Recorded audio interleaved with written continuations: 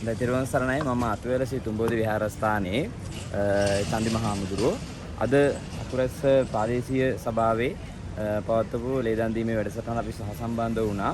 ඉතින් ඊ හවස තමයි දැනගත්තේ අපි කණ්ඩායමක් එකතු කරගෙන ආවා අතුවැල ශ්‍රී තුම්බෝධි විහාරස්ථානයේ මූලික කොටගෙන අපි බස් රථයකින් කණ්ඩායමක් එකතු කරගෙන ආවා මේ සත්ක්‍රියාව වෙනුවෙන්.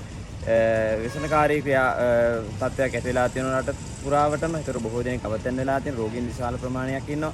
ඉතින් ඒ වෙලාවේදී ලේ අඩු වෙනකොට ඒ වෙනුවෙන් පරිත්‍යාගශීලී මිනිස්සු බොහෝ ප්‍රමාණයක් අද මෙතනට එකතු වෙලා තියෙන විශේෂයෙන්ම සිහිපත් කරන්න ඕන අකුරැස්ස කියන්නේ විශාල සේවාවක් මේ දින කිහිපේ කරන කණ්ඩායමක් ඉන්න ප්‍රදේශයක්.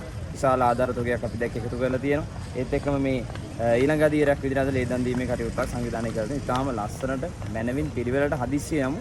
බොහොම ලස්සනට පිළිවෙලට ඒ කටයුතු සංවිධානය කරලා තියෙනවා. ඒක ගැන ගොඩක් සතුටුයි.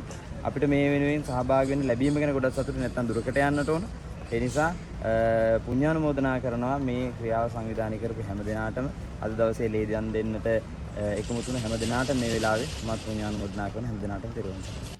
ඒ දවස එළමෙනකොට මම අද උදෑසන දැක්ක උදෑසනම ඒ මුද්‍රිත මාධ්‍යවල තිබුණු ප්‍රධානම නිවුස් දෙක ඇතුලේ එක නිවුස් එකක් තමයි රටපුරා උග්‍ර ලේහිඟයක් කියන එක.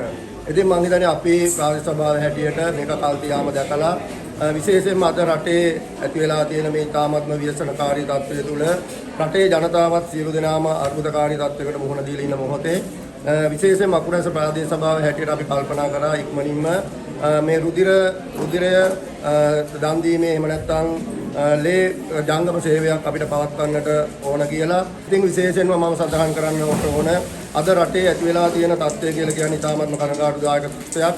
සෝබා දහම අපිට එරෙහිව ගියපු මොහොතක්.